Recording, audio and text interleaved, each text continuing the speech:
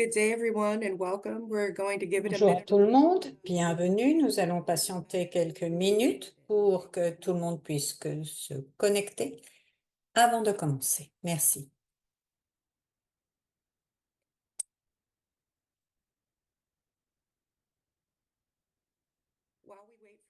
Alors, en attendant que tout le monde se connecte, vous allez voir apparaître sur votre écran quelques questions de sondage. Merci d'y répondre. En attendant, vous allez les voir apparaître sur votre écran. Il s'agit de questions sur les obstacles pour identifier et atteindre les enfants non vaccinés dans votre contexte. Donc, merci de bien vouloir y répondre.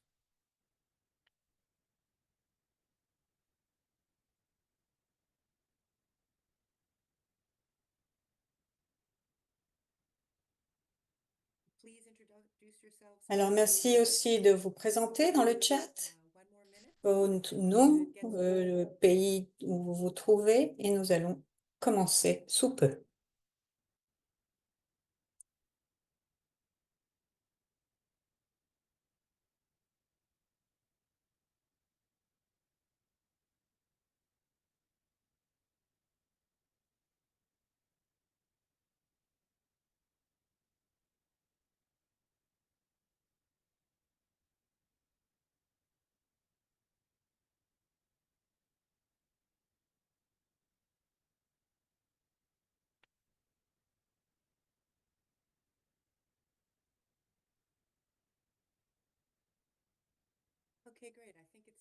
C'est, je crois que nous pouvons démarrer. Donc, merci à nouveau de participer à cette séance et merci de vous présenter dans la boîte de dialogue.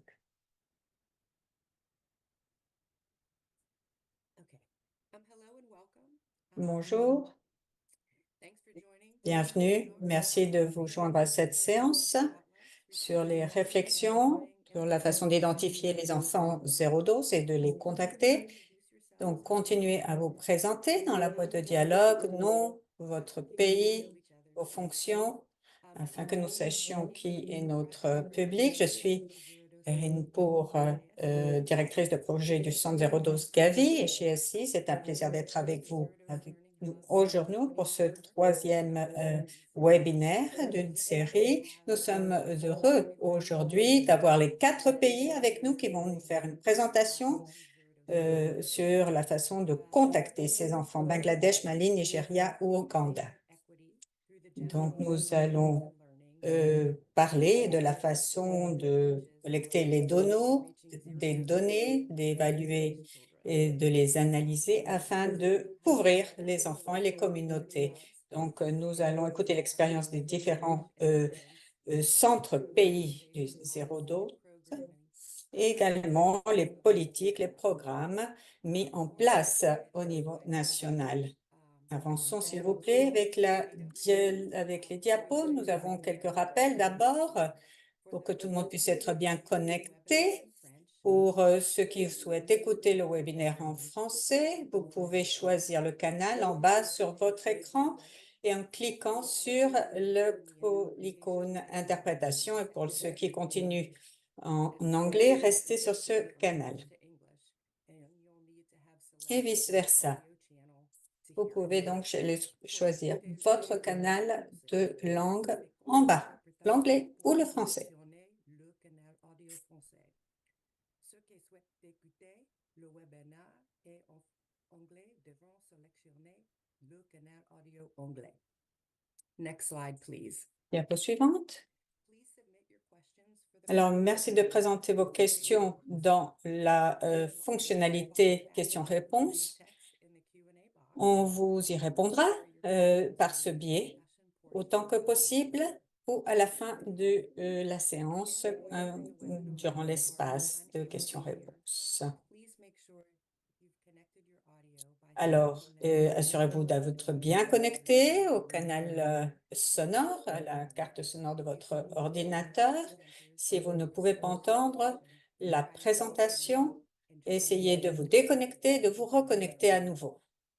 Cela devrait régler le problème. Alors, envoyez vos messages toujours par la boîte de dialogue et nous serons attentifs pour le suivre et y répondre. Nous avons également un suivi avec une équipe technique s'il y a d'autres soucis. Nous avons également les légendes ou le sous-titrage en anglais. Vous pouvez cliquer sur l'option Show Captions en bas. Ce webinaire est également enregistré et l'enregistrement vous parviendra, vous sera communiqué dans votre boîte courriel. Donc, je vais présenter maintenant la docteure Erin, qui est spécialiste de l'Alliance directrice de projet. Elle a plus de 20 ans d'expérience, renforcement des systèmes d'information, supervise l'évaluation, la recherche, l'initiative Zéro Dose dans les différents centres d'apprentissage nationaux qui vont présenter leur expérience aujourd'hui, Bangladesh, Mali, Nigeria et Ouganda. Merci encore de nous joindre. Aujourd'hui, j'ai le plaisir de passer la parole à Heidi, qui va lancer notre webinaire, présenter les intervenants d'aujourd'hui et une initiative rapide de Centre d'apprentissage Gavi. Donc, merci, très heureuse d'être avec vous. Bonsoir, bon après-midi. Je suis Heidi Reynolds. Je suis spécialiste en évaluation apprentissage pour le Gavi, la Gavi. Je travaille depuis 20 ans dans le secteur de la santé, mesures, renforcement, et je vais commencer avec quelques aperçus de ce que nous faisons à ce propos avec l'Alliance Gavi. Et donc, nous allons vous expliquer comment nous essayons d'alimenter la connaissance sur ce sujet de la couverture des enfants zéro dose et des communautés non touchées. Donc, nous avons une stratégie que vous pouvez réviser sur notre site web pour véritablement savoir comment approcher cette thématique et véritablement mesurer ces éléments de notre stratégie et du système d'apprentissage du Gavi, comment cela se traduit au niveau national et infranational. Alors, dans le cadre du système d'apprentissage, nous, on priorise certaines connaissances. On a donc l'identification, l'atteinte, le conseil, la surveillance et la mesure. Ces 4 pôles d'axes dans notre hub de connaissances, au centre de connaissances. Et aujourd'hui, à l'occasion de ce webinaire, nous allons écouter les 4 pays, les Bangladesh, Mali, Nigeria, Ouganda. Je vais présenter nos intervenants aujourd'hui et personnes qui sont expertes et qui contribuent activement au travail que nous faisons sur le terrain dans ces pays. Également avec nos partenaires GSI, la Fondation Genève, l'IIHMR. Donc, aujourd'hui, nous allons parler surtout du suivi, de l'évaluation, l'apprentissage, ce qui fonctionne pour couvrir les enfants, ce qui fonctionne moins. Et nous avons mené toutes ces consultations au niveau de ces 4 sites, ces 4 pays. Alors, nous avons différents objectifs, mais il faut savoir que nous nous focalisons surtout sur une petite partie des résultats. À ce propos, parce que nous n'aurons pas le temps de tout voir, bien sûr, et nous nous assurons de vous envoyer la présentation et plus d'informations, plus étayées de toute façon pour que vous ayez une connaissance plus complète. Aujourd'hui, nous avons parlé de 3 domaines importants, pas seulement des résultats, mais également des méthodes, de la triangulation des méthodes, en particulier pour véritablement façonner nos réponses à la problématique qui se pose pour les enfants qui sont difficiles à atteindre, où sont-ils, où vivent-ils, quel est le niveau de couverture, en utilisant différentes sources d'informations. Donc, triangulation de données, collecte de données, connaissance et compréhension du contexte et aussi tout ce qui concerne l'évaluation des données disponibles, la prestation de services et donc répondre à la question comment identifier ces priorités d'apprentissage. Et nous essaierons de comprendre là où, qui sont-ils, combien sont-ils, quelles sont les causes profondes pour lesquelles nous ne pouvons pas les atteindre, quelles sont les approches et les méthodes les plus efficaces, qu'est-ce qui fonctionne, qui ne fonctionne pas, pourquoi, quels sont les principaux obstacles et facteurs favorables à chaque niveau pour identifier les communautés zéro dose, comme nous les appelons.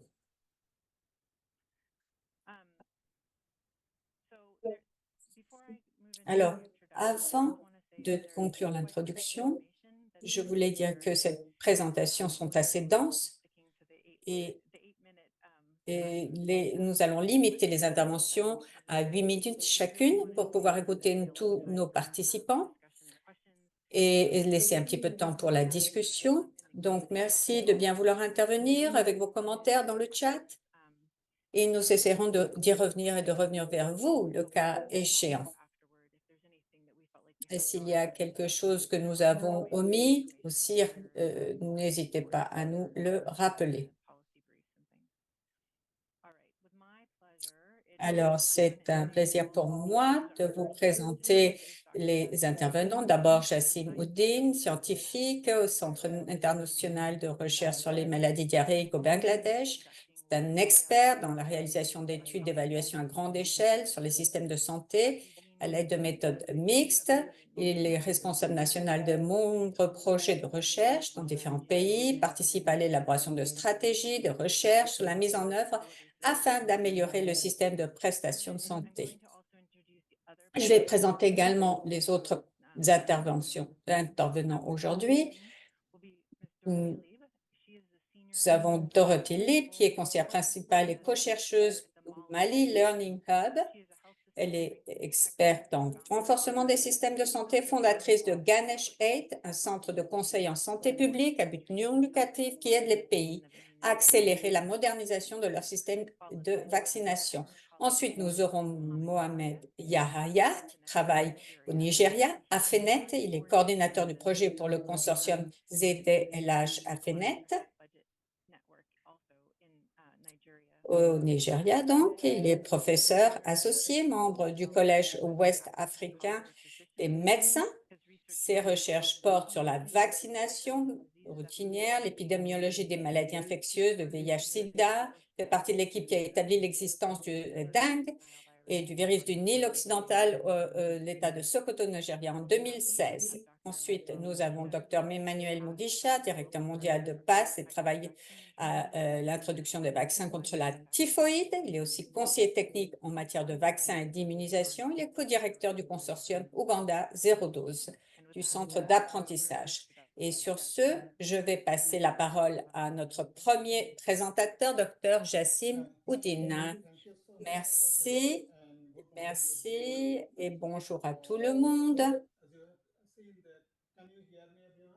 J'espère que tout le monde peut bien m'entendre.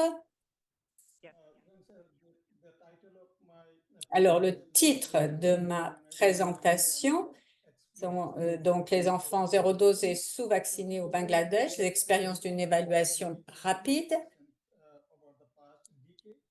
Ce que nous avons fait au cours des 10 dernières années en particulier. Et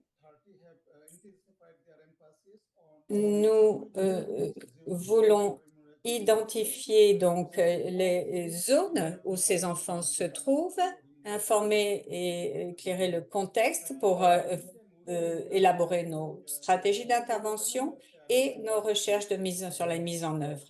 Également comprendre les obstacles, les barrières, les déterminants pour véritablement forger des interventions qui portent. Donc, au Bangladesh, nous avons des interventions spécifiques en fonction des contextes. C'est très important d'être adapté, de le faire de façon adaptée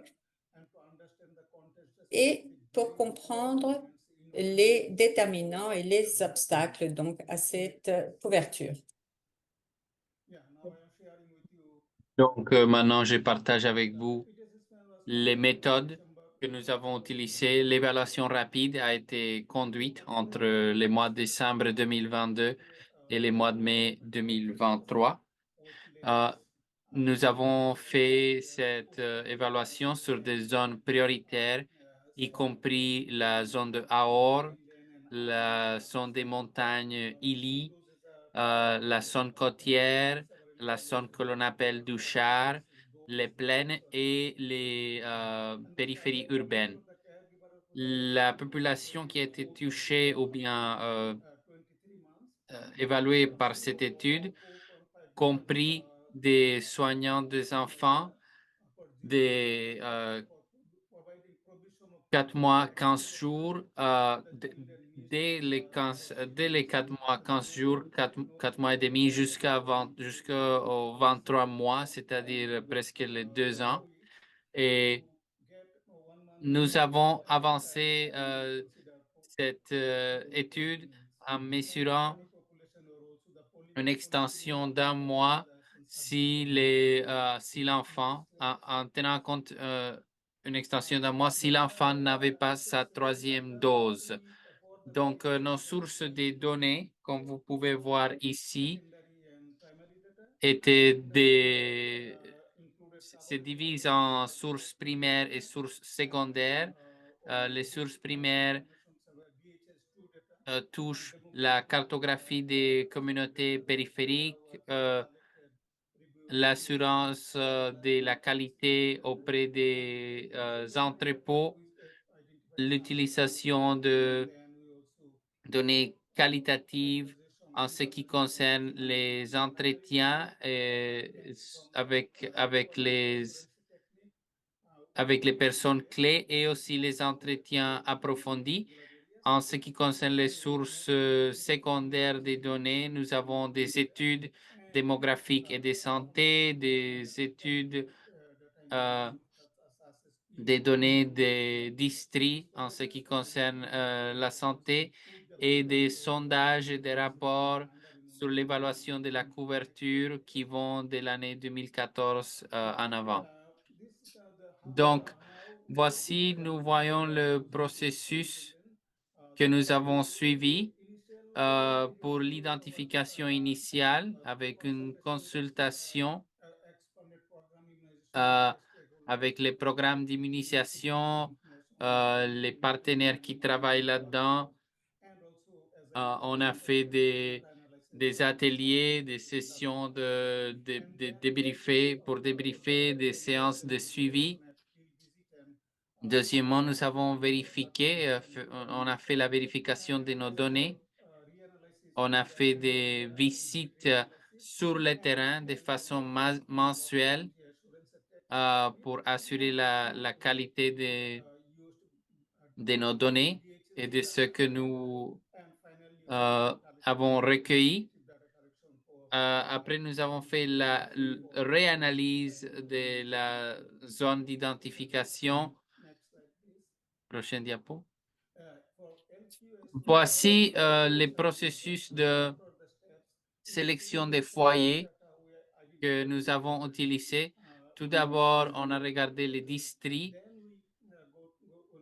et à partir de là, nous allons évaluer la zone ou bien les sous-districts, la zone dans le district même dans lequel nous allons sélectionner ces foyers. On a travaillé les quartiers en consultation avec les prestataires de services et avec la révision de notre rapport mensuel. Et on a également identifié les groupes avec des incidences élevées de 0 dose et on a sélectionné les foyers parmi ces groupes. En ce qui concerne les données qualitatives, nous avons de différents niveaux également, national, sous-national au niveau rural, sous-national au niveau urbain et communautaire. Et nous avons ici la distribution de ces données qualitatives. En ce qui concerne l'analyse des données quantitatives, vous voyez ici l'approche que nous avons prise pour l'identification de ces communautés 012. On a fait l'identification initiale, suivie par les vérifications et la mise à jour des données. On a analysé ces données qualitatives avec une approche dans les cadres que nous avons mis, avec une transcription également mot par mot des entretiens et des données que nous avons recueillies sur le terrain. On a également nous avons incorporé les notes et les entretiens et les observations que nos agents de terrain ont fait. Prochain diapo. Et vous voyez ici sur la carte les zones que nous avons identifiées et les raisons pour lesquelles on a les communautés 012, que ce soit des raisons des côtés de l'offre ou bien de côté de la demande. Les raisons de côté de la demande sont la migration, les effets collatéraux des vaccins, les manques de compréhension et les citations auprès du public, du grand public. Les raisons pour les 012 de côté de l'offre ont à voir avec les stocks et les manques de vaccins. Ici, nous voyons les différentes thématiques et zones spécifiques d'intervention. Et voici, nous voyons nos défis. Nous avons plusieurs défis, que ce soit un manque de ressources humaines, c'est-à-dire des personnes qui peuvent administrer ces vaccins. Nous avons la définition qui est différente au Bangladesh en ce qui concerne les programmes 012 de ce que la définition est dans d'autres pays. Et c'est pour cela que nos recommandations pour l'identification des 012 et pour les interventions sont les suivantes.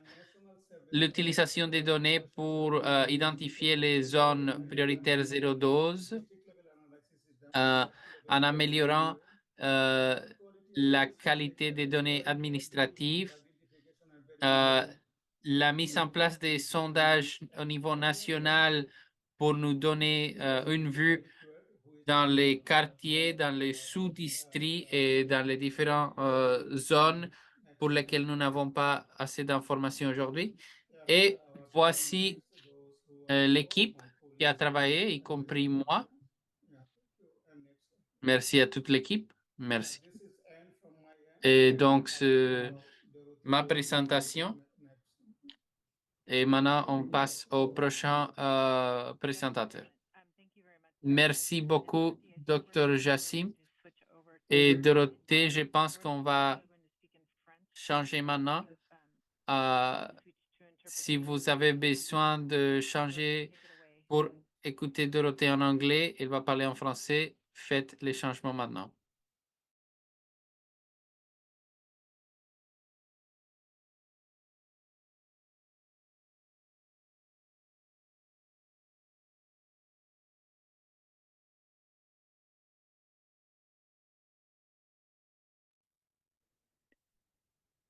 Do we have Dorothy's slides up, or Dorothy is on mute still? Dorothée, êtes-vous prêt? Oui, oui, je suis prête. Allez-y. Merci beaucoup. Bonjour à tous. Bonjour à tous. Donc, j'ai le plaisir de vous présenter le travail mené par notre équipe pour comprendre en fait les obstacles à la vaccination au Mali. Donc, on va vraiment regarder les obstacles et déterminants par contexte de district. Vous savez qu'au Mali, nous avons 4 types de districts. Les districts urbains, périurbains, les districts en zone de conflit, les districts en zone rurale éloignée et également les districts avec des populations spéciales. Next. Suivante, s'il vous plaît. Merci. Donc là, c'est vraiment pour vous présenter l'équipe pluridisciplinaire engagée dans ce travail. Donc, nous avons les collègues qui sont basés au Mali, qui sont de l'institution CVD, qui est le Centre pour le développement des vaccins. Il y a également le Ganichet, des collègues de Ganichet qui sont également impliqués dans ce travail de recherche. Suivante. Alors, de manière très importante, le travail que nous avons mené est une continuité d'un travail que nous avions démarré déjà en 2021-2022 qui consistait à accompagner le pays dans son analyse de situation pour pouvoir identifier des interventions ciblées selon les différents contextes de district. Ici, sur cette carte, vous pouvez voir la représentation cartographique des différentes subventions de Gavi. Il y a le financement accélérateur de l'équité, FAE. Il y a également les interventions soutenues par World Vision et également toutes les interventions qui sont soutenues par le financement au renforcement des systèmes de santé. On voit ici quand même le volume d'interventions soutenues par Gavi, notamment en termes de géographie. Suivante. Alors, on sait vraiment, suivante, c'est bon, voilà. Sur les objectifs et la méthodologie de cette évaluation rapide, donc l'objectif pour nous, c'était vraiment de mettre à jour la situation des enfants zéro dose, des enfants sous-vaccinés, des communautés manquées au Mali et le niveau de performance des interventions du Mali. Quelle est la situation des enfants zéro dose? Quelles sont les interventions qui sont menées au Mali pour atteindre ces enfants et pour surmonter les obstacles à l'équité vaccinale et à la couverture en 2020. Vraiment, notre activité a focalisé sur la mise à jour de données que nous avions déjà collectées. Et donc, on voulait vraiment se focaliser au travers d'objectifs spécifiques autour d'indicateurs de quantification, de performance de services, d'actualiser la cartographie des enfants zéro dose qui avait été réalisée dans le cadre de l'exercice de soumission du plan de travail FPP de Gavi. Et également de voir dans quelle mesure on peut utiliser les systèmes d'information actuels de routine et comment on peut essayer de trouver d'autres sources complémentaires, on va dire, de données pour suivre ces enfants zéro dose, les compter, mais aussi suivre les interventions et les obstacles qui seront normalement réduits en raison des interventions soutenues par Gavi et d'autres partenaires.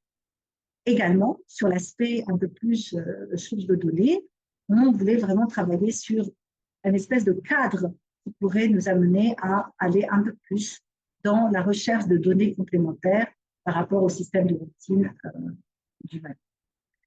Donc, un point extrêmement important qui va être bien présenté aujourd'hui, c'est tout ce qui est autour des barrières et des déterminants à l'identification et à l'atteinte des enfants zéro dose selon les contextes, les typologies de districts, comme expliqué précédemment, on en a 4, et de voir comment on peut vérifier que les interventions chiffrées, programmées par le pays, correspondent bien justement à la réduction des obstacles spécifiques et différenciés selon les contextes de district.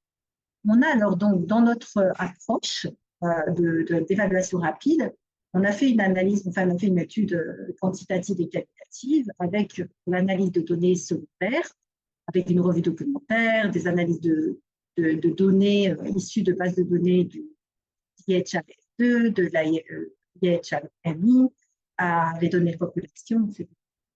Ça vraiment, on a travaillé sur ces données secondaires pour essayer d'avoir un peu comme ça une vision de qu'est-ce qui se passe et qu'est-ce qu'on a de disponible en termes d'informations au travers de 72 documents, plus ces bases de données d'IHRS2 et de l'IHRS.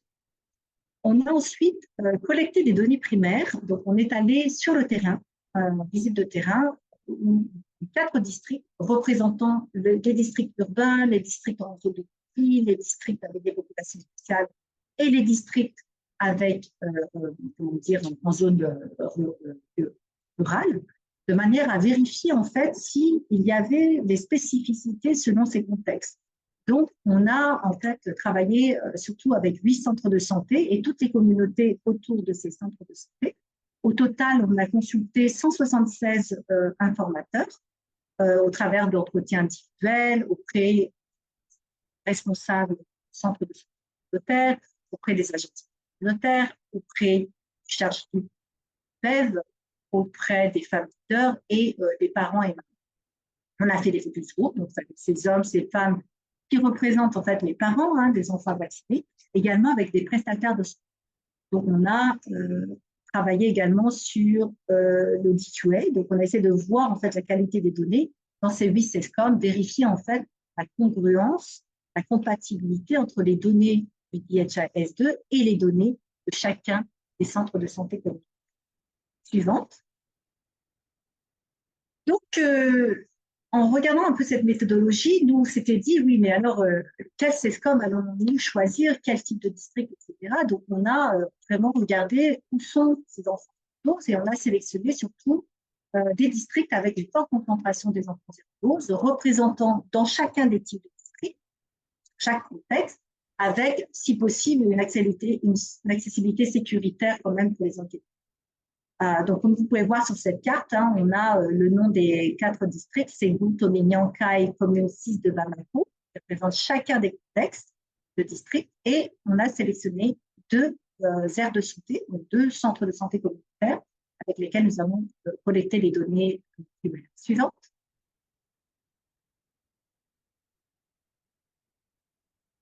Donc, on se retrouve ici avec le profil des communautés d'enfants 0-12 par type de district au Mali, et on voit très, très clairement qu'il y a des zones géographiques qui sont un peu différentes. Si on regarde les zones urbaines, périurbaines, on a dans le district de Bamako surtout des quartiers spontanés, donc des gens qui viennent pour des raisons économiques, qui viennent et qui s'installent comme ça, qui construisent des petites maisons, des petites baraques, on va dire plutôt. Ils sont installés autour de la ville, dans les collines, en milieu périurbain. Ensuite, si on regarde le type de population que ça représente, le profil des communautés, c'est surtout des populations pauvres. On a beaucoup de communautés sans domicile fixe, surtout des mendiants qui viennent au niveau des axes routiers, des feux tricolores, des marchés, etc., des mosquées, pour demander l'argent, une aumône. Et puis, il y a aussi quand même 2 camps de réfugiés qui se trouvent à Bamako. Ensuite, pour les populations spéciales, difficiles d'accès, donc ce sont des populations qui se trouvent vraiment de manière spécifique sur le lit des fleuves, en bordure de fleuves ou de rivières. Donc, c'est vraiment aussi sur des petites îles, des insulaires, dans des zones champêtres pour des agriculteurs. Et puis, les sites d'orpaillage, on a beaucoup de migrants qui viennent d'autres pays et qui viennent travailler dans les mines d'or et d'autres. Ce sont surtout… Dorothy, Oui, malheureusement, vous avez atteint de 8 minutes. Peut-être vous pouvez dépasser un peu plus vite sur le reste. Ok, d'accord. D'accord. Donc, voilà, très bien. Donc, on va passer… ça fait déjà 8 minutes, donc ça va très vite. Rural, conflit et fragile. En fait, on peut voir en fait que dans les zones de conflit, dans les zones rurales, on a également des populations spéciales, des populations dispersées, qui sont enclavées et mobiles, et avec un certain nomadisme. Suivant. Donc, ce qu'on peut dire, si on regarde sur les obstacles liés à l'offre de services, on a une certaine proximité entre les populations spéciales rurales et conflits fragiles, avec en fait des stratégies qui ne sont pas suffisamment ciblées sur ces populations spéciales. Dans les zones rurales, on n'a pas suffisamment d'offres de prestations, on n'a pas vraiment de stratégie pour aller atteindre ces populations rurales. Et dans les zones de conflit, en gros, bien entendu, l'insécurité joue énormément. Il n'y a pas suffisamment de centres de santé fonctionnels pour accueillir les populations. Et les populations ont aussi peur d'accéder, de marcher, de bouger pour aller à ces centres pour des raisons d'insécurité. On voit en bas, en fait, il y a des citations de l'analyse qualitative que nous avons donnée, qu'on n'a pas le temps de regarder. Mais voilà, il y a quand même vraiment des informations autour des ruptures de stock qui restent communs quand même à l'ensemble des districts. Dans la zone urbaine, on est aussi un peu moins dans la problématique d'offres de services même, mais surtout, on est dans une problématique d'absence de rupture de stock aussi, qui fréquente un peu les stands de santé, et surtout la gestion des rumeurs et des perceptions des suivantes. Pour ce qui est de la demande de services, on est plus dans une approche Suivante, please. Suivante. Donc, dans la demande de service, en fait, on retrouve, next, please. Ah, je n'ai plus le temps de parler. Donc là, sur la demande de service, ce qu'on peut dire, c'est que de manière très marquée, dans les zones urbaines et périurbaines, on a vraiment, comment dire, une problématique qui est liée au rejet de la vaccination, le manque d'intérêt, le manque de motivation et la peur des effets secondaires et des risques. Par contre, dans les populations spéciales, rurales et conflits, on se retrouve avec des populations qui ont une certaine méconnaissance, on va dire, de la vaccination, des bienfaits, etc. Il y a beaucoup la tradition, hein, la médecine traditionnelle qui joue un rôle et qui peut être en compétition avec la vaccination. Et on a aussi, quelque part, comment dire, une peur importante, en fait, des effets secondaires et des rumeurs autour ces aspects socio-comportementaux agissent énormément sur la demande de services et il n'y a pas actuellement de stratégie ciblée pour pouvoir surmonter ces problèmes de facteurs socio-comportementaux. Suivante. Donc, next, please. Dorothy, maybe you can jump to the findings slide, the conclusion slide. Yeah, okay. So let's move on to the conclusion slide.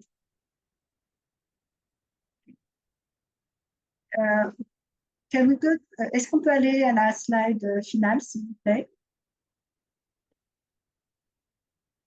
The conclusions. Voilà. Conclusion, en fait, cette étude est vraiment une première étude pour le Mali qui permet d'analyser de manière par typologie de district. Donc, c'est la première fois qu'il y a vraiment cette évaluation qui est faite. Et ça, c'est très important pour vérifier les interventions pour étudier le Mali. Les résultats de cette évaluation rapide nous permettront de préparer en fait le baseline pour la recherche d'intervention. On a quelques limitations quand même, c'est que le nombre de centres de santé qu'on a étudiés, il peut y avoir un biais de activité. Il y a eu quand même des défis sécuritaires importants qui ont fait qu'on a dû changer de district et peut-être qu'on a moins d'informations par rapport à de vrais défis sécuritaires contre les activités. L'estimation des enfants zéro dose aussi, puisque l'estimation CAPTEV a proposé la combinaison de deux sources, IHNE et puis les données IHNS2, qui amène en fait un doublement du nombre d'enfants 0-12. Ensuite, pour ce qui est de la quantification de chacune des barrières, on n'a pas réussi vraiment à donner un poids à chacune des barrières pour essayer de prioriser les interventions mais la recherche d'implémentation pourra permettre de faire. Donc voilà, je vais m'arrêter ici peut-être parce que je pense que je suis en dehors du temps. Merci beaucoup.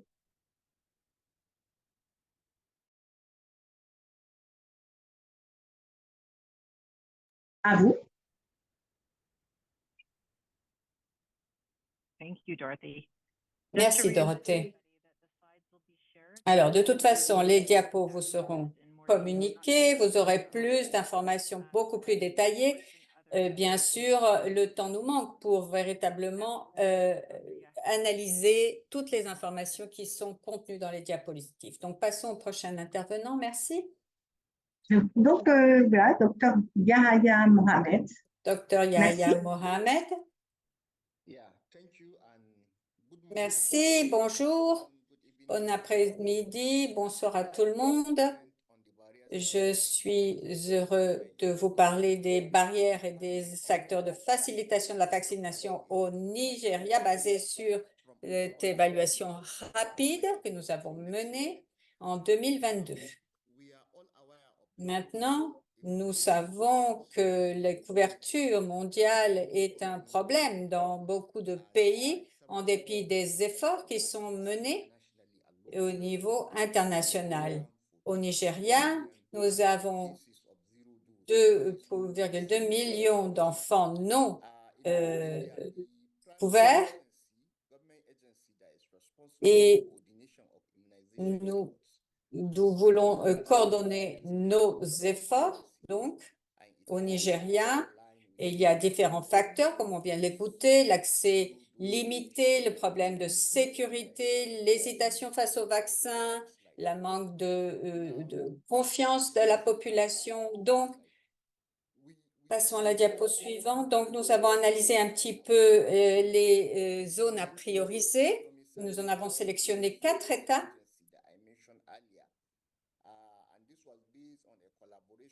Et cela s'est basé sur une collaboration avec notre centre NERIC. Et nous avons donc identifié les communautés et zéro dose sur la base des enfants non couverts. Et nous avons sélectionné 8 gouvernements, zones gouvernementales locales et qui ont été classées en zones rurales et zones urbaines. Et en particulier en considérant l'environnement peu sécurisé et le nombre d'enfants. Donc, sur cette base, nous avons fait une évaluation rapide en octobre 2023 pour comprendre les facteurs comportementaux et sociaux, le manque, par exemple, de motivation, aussi comprendre l'adhésion au vaccin, pourquoi et comment dans les zones sélectionnées, et également tous les facteurs porteurs ou s'opposant à la vaccination. Nous avons adopté une méthodologie ensuite au niveau des établissements de santé et en prenant le plan pour la couverture et le taux de couverture du pentavalent 1 sur la base des données annuelles 2022. Et donc, nous avons consulté les acteurs de la vaccination. Nous avons fait une évaluation au niveau des établissements de santé. Nous avons utilisé et fait des entretiens auprès d'informateurs clés. Nous avons également lancé une enquête sur la vaccination. Donc, après avoir recueilli tous les résultats de ces enquêtes, on a fait une analyse des enfants admissibles ou éligibles et des parents.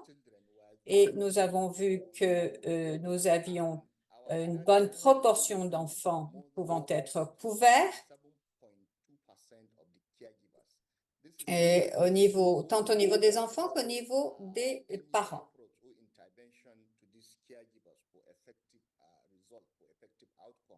Et cela pour garantir un résultat beaucoup plus performant. Diapo suivante. En ce qui concerne les priorités, sur la base de ces données, on a défini différents indicateurs prioritaires. Et ce que nous voyons ici sur cette diapo, ce sont les raisons pour lesquelles il y a une approche plus ou moins de confiance ou positive de la part des parents, la façon dont ils se sentent, ce qu'ils pensent, les processus sociaux, les raisons qu'ils avancent, ces parents, et les problèmes pratiques qui se posent à eux. Donc, nous avons fait une analyse de toutes ces raisons pour vraiment comprendre pourquoi il y avait une telle absence d'acceptation, qu'il s'agisse de problèmes financiers, de problèmes sociaux. Et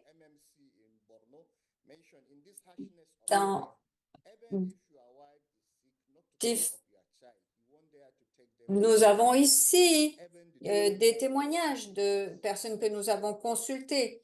Même quand vos enfants sont malades, c'est très difficile, disent-ils, de les accompagner dans un centre. Je vais passer rapidement.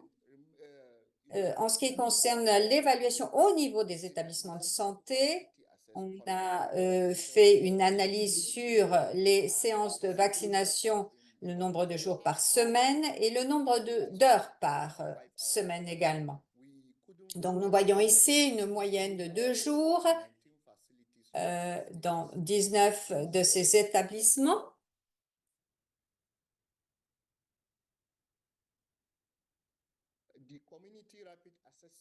L'évaluation rapide au niveau communautaire a montré qu'il y avait un chiffre plus élevé dans les provinces de Sokoto en comparaison de les autres provinces. Également, nous avons repéré que les chiffres sont plus élevés au milieu urbain qu'au milieu rural. Prochaine diapo. Maintenant, avec nos partenaires, ils ont mené une analyse d'horizon, un tour d'horizon, regardant avec le budget l'allocation proportionnelle entre les années 2021 et 2023 pour voir quel était le pourcentage du budget de l'allocation destinée à la santé. Et quand nous regardons ces tableaux à droite, nous voyons que Borno, l'État de Borno a, ou bien la région de Borno a l'allocation la plus faible, ou bien la plus petite, qui est presque la moitié dans l'année 2023 de les autres États, y compris Sokoto. Prochaine diapo. Donc, nous avons en guise de conclusion, nous avons repéré que la connaissance, c'est-à-dire la compréhension de ce que sont les vaccins, l'accès au niveau pratique, les plaidoyers que nous pouvons faire au niveau communautaire, y compris la pédagogie auprès du grand public, va montrer et va déterminer les niveaux de zéro dose. C'est pour cela que nous voulons incorporer cela dans le processus et les cadres de planification Gabi. Et finalement, ici, notre équipe, prochaine diapo, l'équipe AFNET et nos partenaires. Merci beaucoup. Je passe le micro à Emmanuel.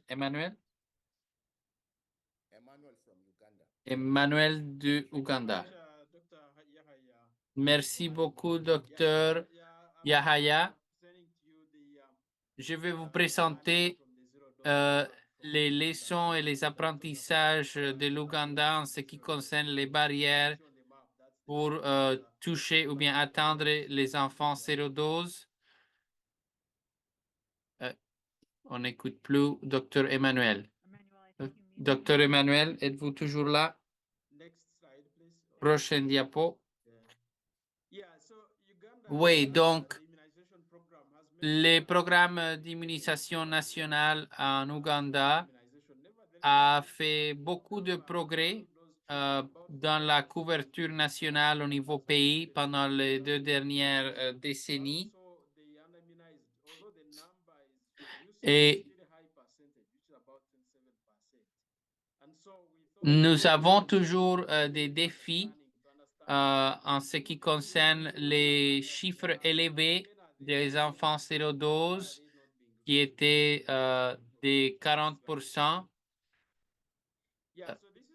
Et nous avons choisi quelques districts focaux, surtout KCC, Mubende et Wakiso. Et voici notre critère de sélection. Tout d'abord, avoir un chiffre élevé des enfants sérodoses en base des données DHIS2 et des données de l'Institut des données et de l'évaluation médicale. Nous avons choisi ces districts également pour les interventions ciblées qu'on pouvait faire dans le cadre du financement Gavi pour l'accélération de l'équité. de ces défis zéro dose. Et nous avons également choisi ces districts parce qu'ils sont des communautés qui sont considérées comme ayant des inéquités en ce qui concerne l'immunisation et les vaccinations. Et nous voulons, à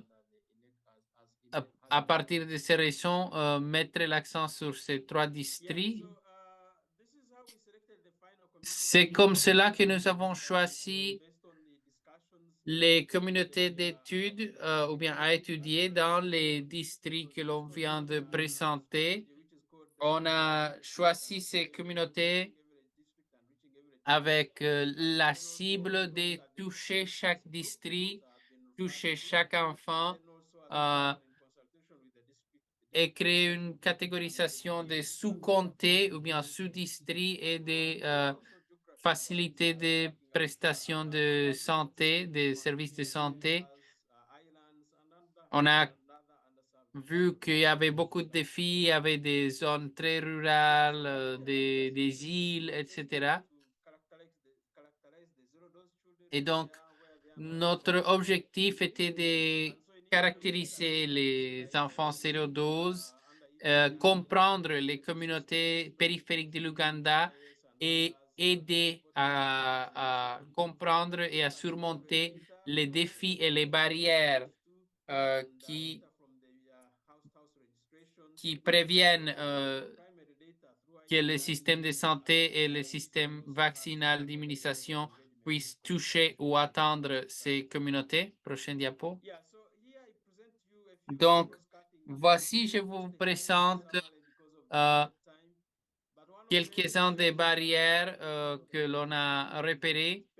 D'abord, l'accès limité aux services d'immunisation, de vaccination, les longues distances aux installations de services de santé, parfois 10 à 15 kilomètres de distance. Il y a également les approches à ces communautés qui sont irrégulières et qui sont pas nombreux.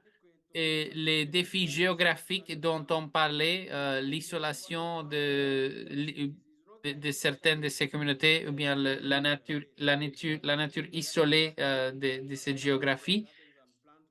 Également, nous avons les services qui ne sont pas adéquats pour les besoins de ces clients, de ces patients.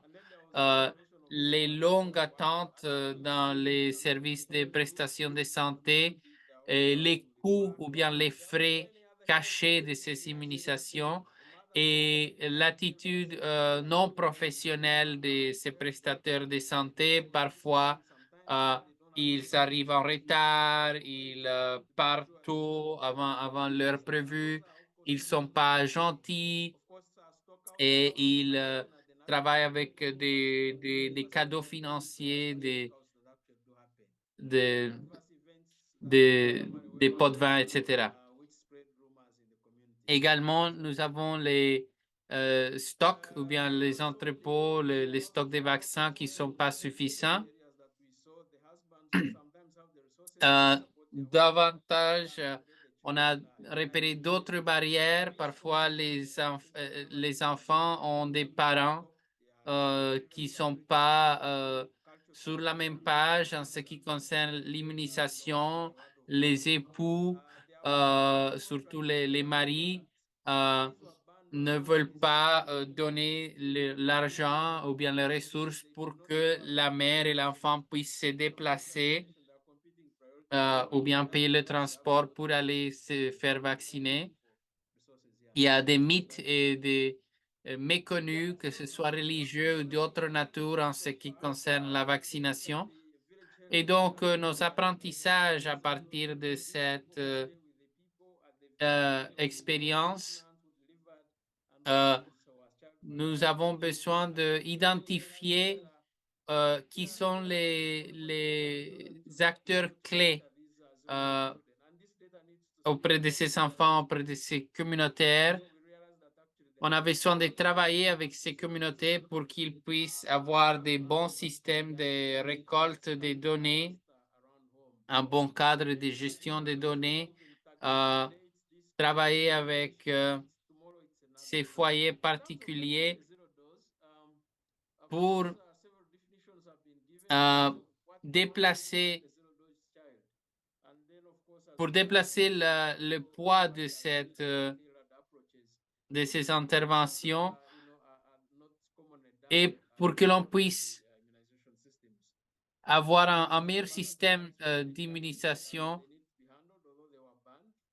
Et nous savons qu'il y a beaucoup de ces personnes qui sont prestataires de services de santé et qui ont été bannis ou bien non permis à exercer dans certaines parties du pays. Il y a plusieurs définitions de qu'est-ce qu'un enfant sérodose, même au sein du pays, et cela définit où les prestataires de services de santé sont envoyés. Et c'est pour cela que nous voulons cibler les services auprès des communautés. Prochaine diapo. Donc, l'une de mes dernières diapos ici présente plusieurs discussions qu'on a eues avec le UNEPI et comment est-ce qu'on peut informer ou bien améliorer la conception et la mise en place de ces activités qui sont financées et appuyées. Nous voulons faciliter une discussion. Qui sont les enfants sérodoses? Comment peut-on assurer que les enfants qui sont nés sont liés avec ou bien mis en contact avec les services de vaccination et d'immunisation? Comment peut-on améliorer les systèmes de capture des données en ce qui concerne l'immunisation et comment peut-on utiliser les structures qui existent déjà auprès de ces communautés pour identifier les enfants sérodoses et pour faire le suivi? Voici notre équipe. L'équipe l'Ouganda. Voici l'équipe tous en Ouganda.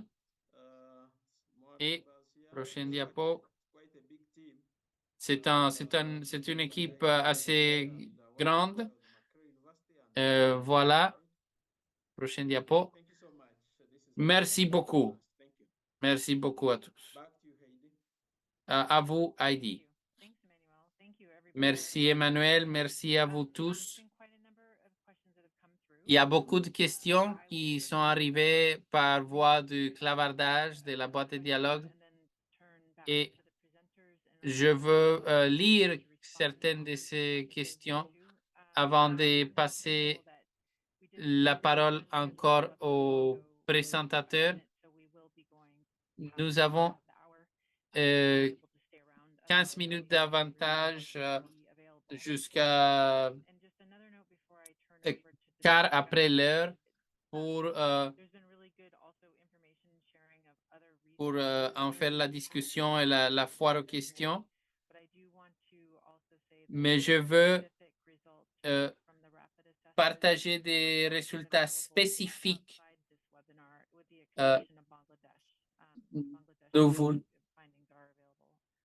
tous ces résultats sont disponibles hors du résultat du cas de Bangladesh. Tous ces résultats sont déjà disponibles et ces études sont déjà disponibles sur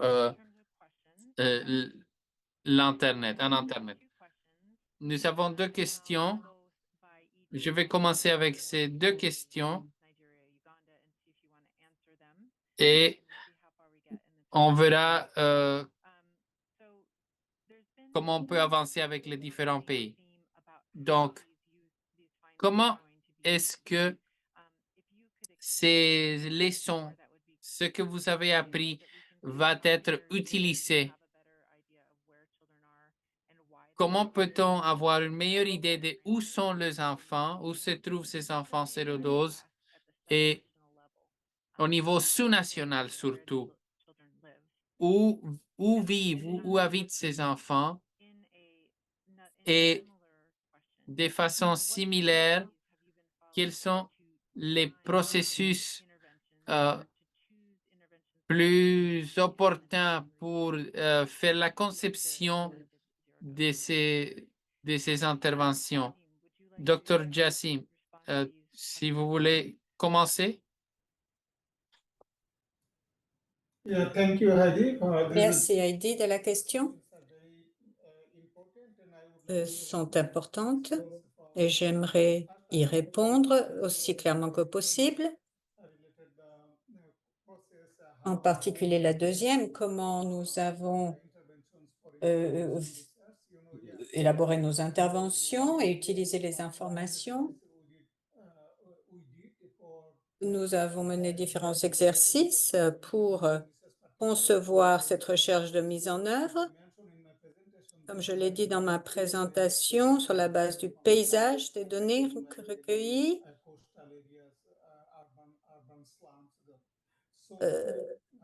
les contextes étaient compliqués.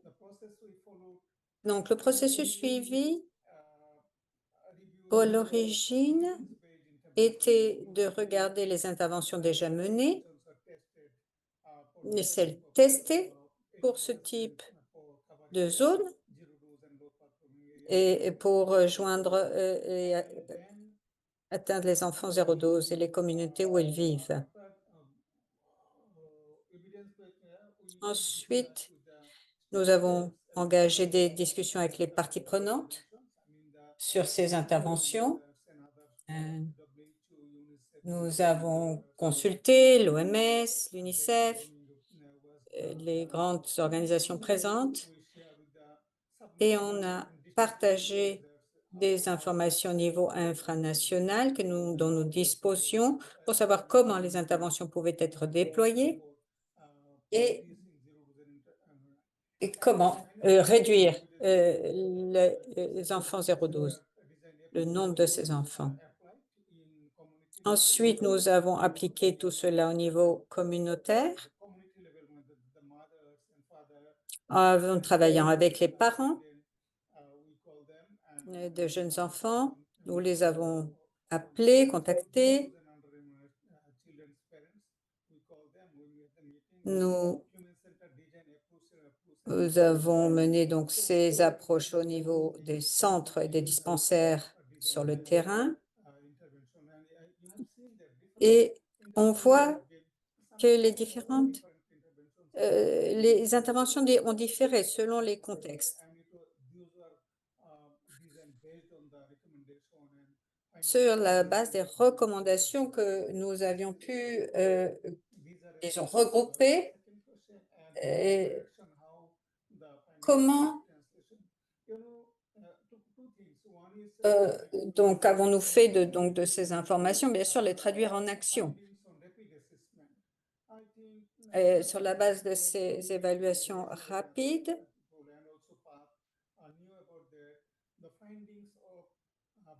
les conclusions au Bangladesh, c'est qu'on a bien utilisé toutes ces informations de différentes façons.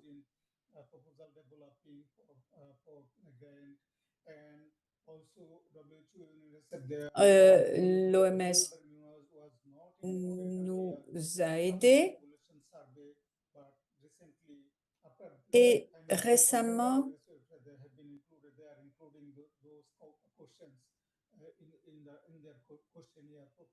nous avons également diffusé des questionnaires pour affiner les données et nous allons terminer l'intervention bientôt parce que nous n'avons pas eu d'approche toute faite ou standardisée. Nous adaptons les choses au fur et à mesure. Et en ce qui concerne la recherche sur la mise en œuvre,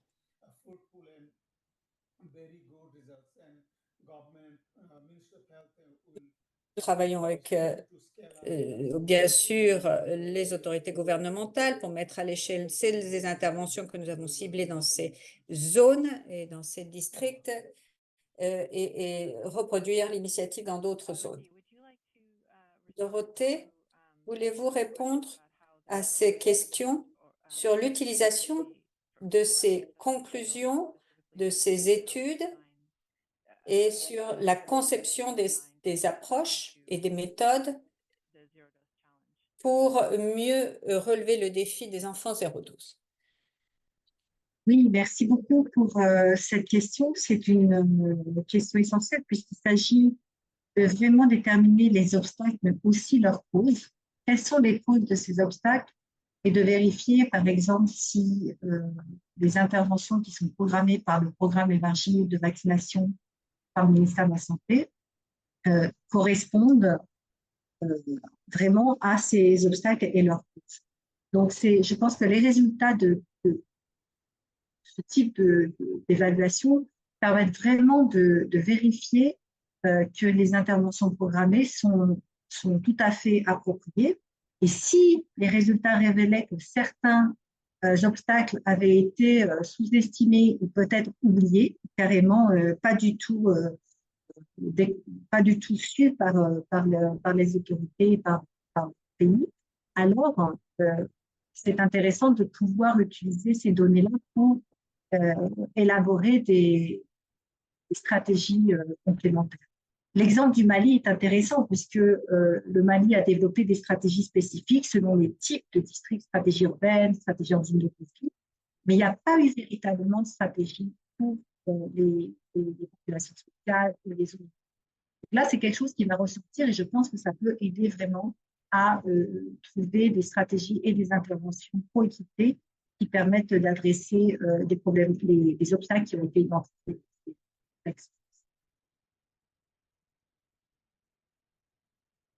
À vous.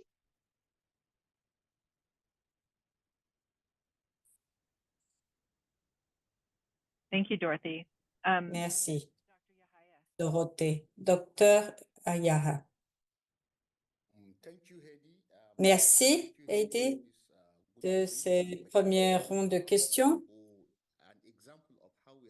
Alors, la façon dont on utilise ces résultats, ils ont été présentés lors d'un atelier où différents partenaires étaient présents, étaient invités pour réfléchir ensemble à la façon de mieux véritablement exploiter toutes ces données. Et aussi, nous avons invité les partenaires de financement, et de façon à ce que toutes les parties prenantes soient associées. Il faut comprendre que tous ces efforts pour réduire le nombre d'enfants 0-12 est une priorité de la Gavi et c'est une priorité aussi pour chacune des parties prenantes impliquées dans notre pays. Donc, nous fournissons les informations nécessaires pour véritablement affiner les plans d'intervention dans ces différentes zones.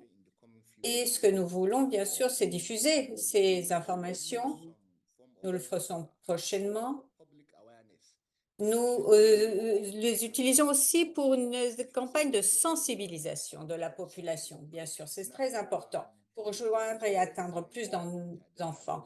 Le processus des interventions est éclairé également grâce à ces informations. Nous allons développer et déployer dans quelques semaines une nouvelle stratégie avec la communauté des partenaires pour tester ces interventions en termes d'efficacité, rapport coût-efficacité donc cette stratégie zéro dose et on présentera à nouveau les résultats aux parties prenantes pour comprendre quelles sont les approches, les démarches les plus appropriées en fonction de ces conclusions. Ça n'est pas c'est un travail que l'on essaye d'adapter au fur et à mesure sur la base des informations et des preuves ou des faits probants que nous pouvons regrouper et recueillir. Merci. Emmanuel, est-ce que vous voulez également répondre à cette première question? Alors, en Ouganda, le hub, centre d'apprentissage, fait un très gros travail. On travaille à la planification, aux approches, et nous essayons vraiment de converger, de travailler tous en harmonie. Donc ça, c'est ce qu'on essaye de faire.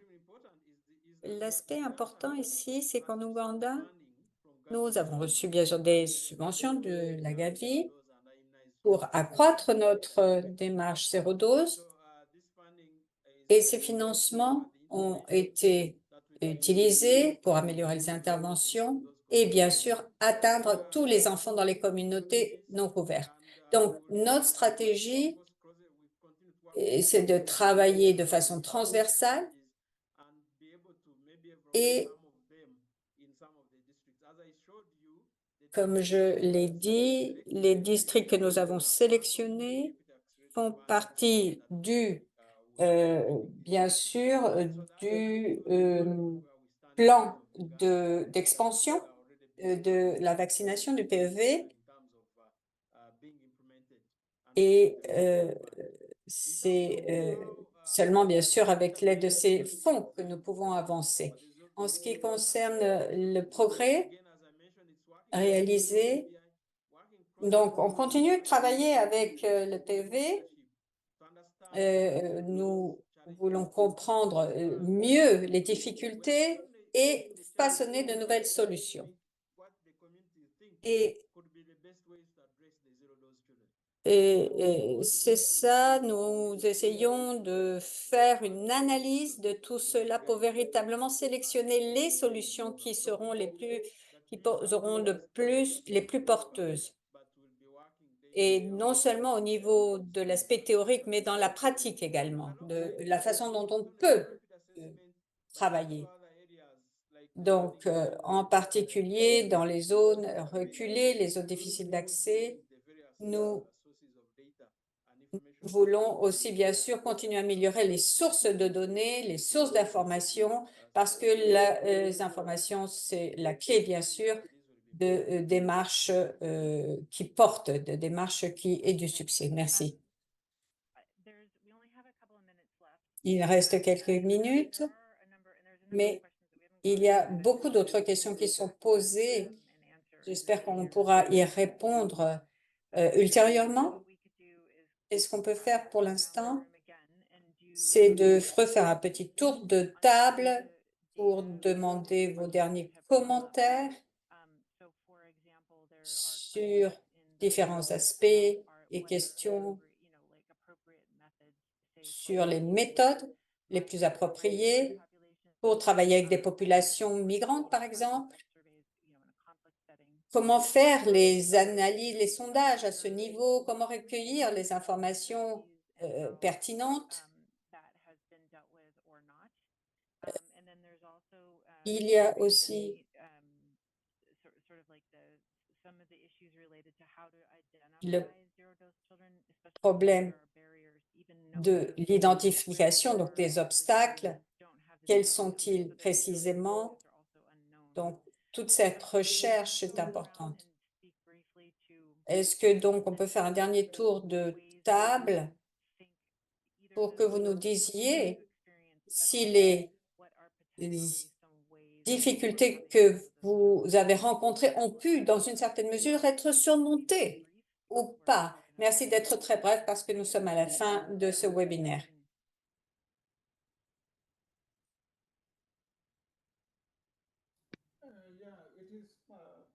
You are right that it is very challenging to identify the zero-dose children because those. Oui, ces zones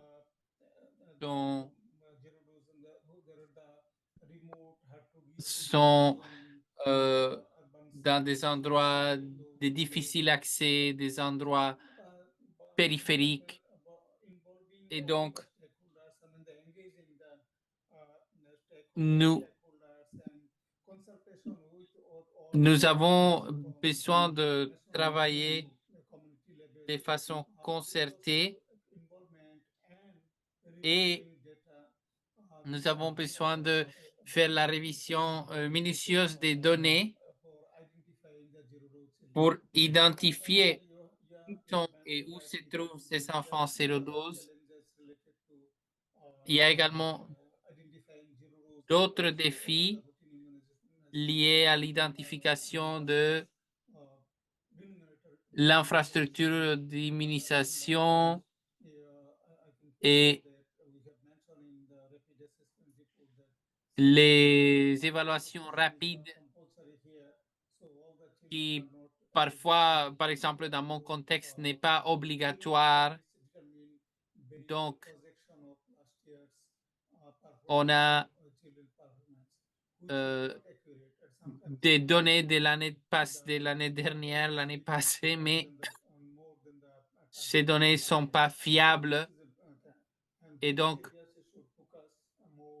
ces zones prioritaires doivent être une zone focale pour nous et doivent davantage avoir une implication ministérielle. Nous avons quelques programmes qui sont liés spécifiquement dirigés vers les zones de difficile accès et cela nous présente un défi particulier à ce moment que nous voulons viser.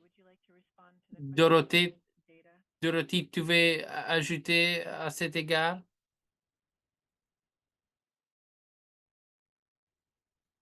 Merci Heidi. Oui, effectivement, je dirais surtout que par rapport aux sources de données surtout et la possibilité d'utiliser les acteurs actuels de la vaccination, je dirais qu'au-delà même du secteur santé ou du ministère de la Santé, il y a des expériences intéressantes qu'il faudrait monitorer un peu plus pour collecter des données complémentaires au système de vaccine. C'est vrai que les nouveaux partenariats avec les agences humanitaires qui travaillent, qui délivrent les prestations de vaccination dans les zones de conflit, on voir comment on travaille avec ces agences humanitaires ou les organisations de la société civile qui sont déjà dans les zones de conflit, comment on peut réussir à agréger les informations, les données sur l'identification, le nombre d'enfants zéro dose, où est-ce qu'ils se situent, etc.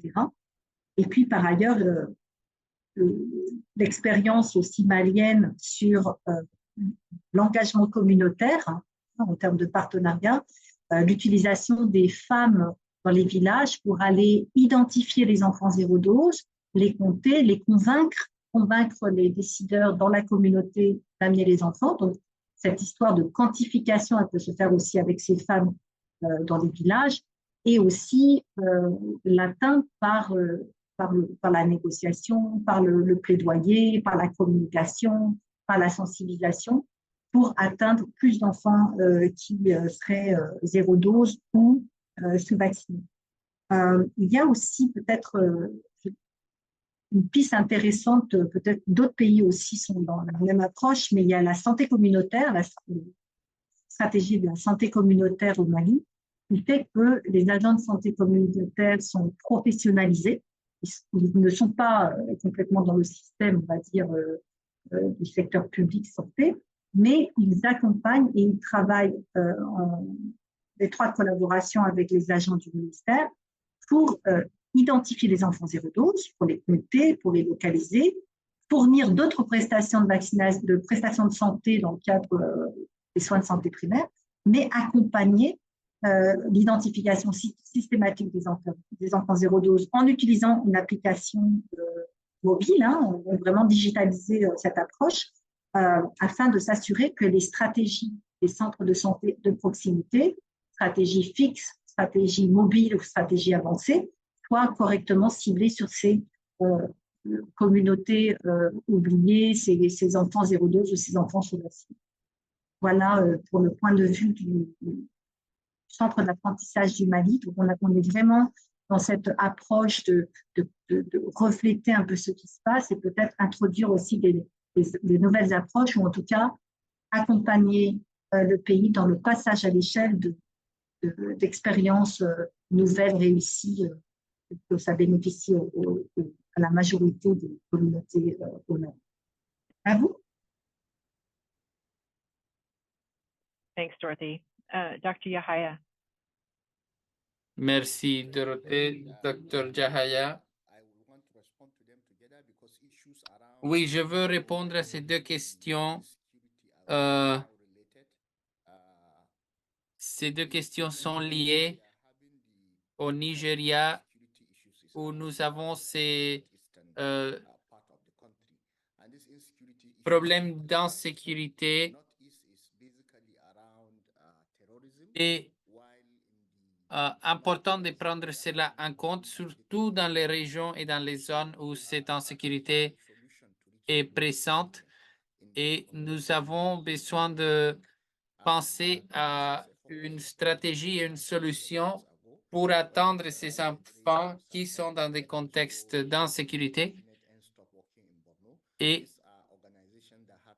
on travaille avec des partenaires, surtout un partenaire qui a de l'expérience travaillant et mettant en œuvre des projets dans des zones d'insécurité ou bien de conflit.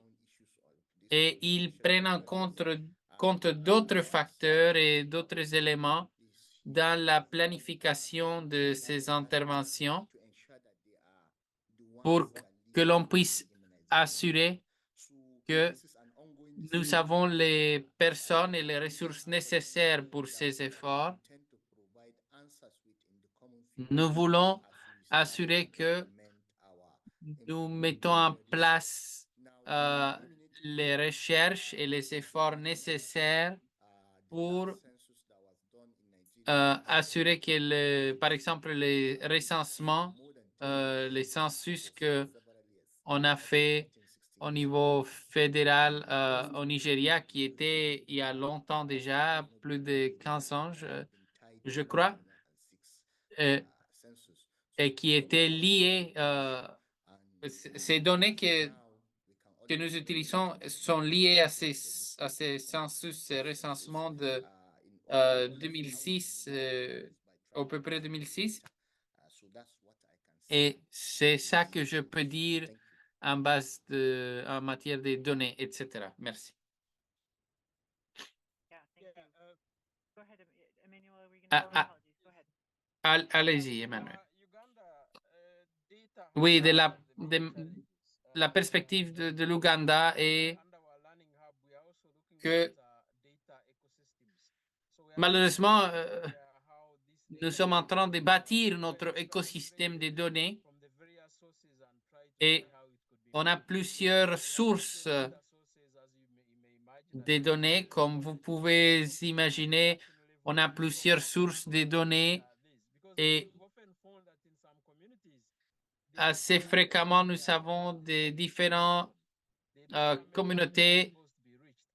Il y a des communautés périphériques qui sont lointaines et qui ne sont pas ou ne veulent pas être recensées, touchées par ces services, par ces infrastructures.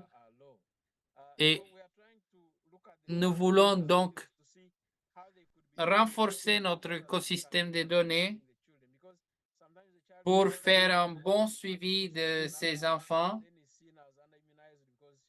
Et parfois, nous avons des enfants qui ont été vaccinés, mais qui n'ont pas la documentation nécessaire ou bien dont la documentation a été perdue, égarée par la famille, par les parents. Et donc, parce qu'il n'y a pas la documentation nécessaire pour démontrer que l'enfant est vacciné, ces enfants sont comptés comme étant 0 dose. Et comme vous le savez, dans plusieurs de nos pays, on a aussi le phénomène des réfugiés.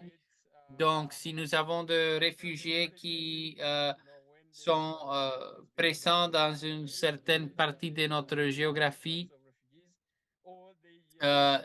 avec ces flux de réfugiés, ces flux migratoires, on a également un défi ajouté en ce qui concerne notre récolte des données, notre infrastructure de bases de données et des campagnes vaccinales également. Merci. Merci à vous tous. Merci Emmanuel. Vous avez été très généreux avec votre temps et en ce qui concerne votre effort pour rester dans le temps. Merci pour les questions. Merci au public pour votre attention. Nous allons continuer à socialiser ces résultats, les leçons apprises et nous voulons que vous ayez les plus de ressources pour maximiser le partage de l'information et on va partager avec vous tous un sondage pour avoir votre rétroalimentation en ce qui concerne l'expérience de cet webinaire. Merci à tous. Bonne journée.